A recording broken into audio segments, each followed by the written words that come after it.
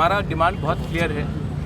आज से थोड़े साल पहले गवर्नमेंट ने अनाउंस किया था कि अगरतला एयरपोर्ट में कॉकबोरॉक में भी अनाउंसमेंट किया जाएगा, तिपरासा लैंग्वेज में अनाउंसमेंट किया जाएगा।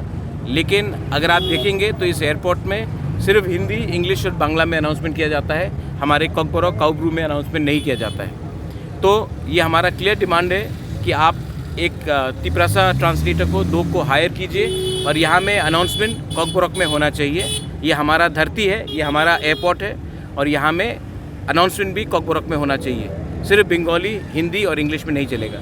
सेकेंड चीज़ है, महाराजा वीर विक्रम का एयरपोर्ट है, लेकिन महाराजा वीर विक्रम का स्टैचू पुराने एयरपोर्ट में पड़ा हुआ है। हम चाहते हैं कि यहाँ में कब लगाया जाएगा, क्योंकि ये एयरपोर्ट हमारा निशान है।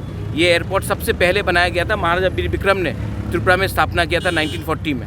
तो आज यहाँ में महाराजा वीर विक्रम के एयरपोर्ट में महाराजा वीर विक्रम का स्टैचू क्यों नहीं है, पुराने एयरपोर्ट में क्यों पड़ा है? ये भी हमारा सेकंड डिमांड है।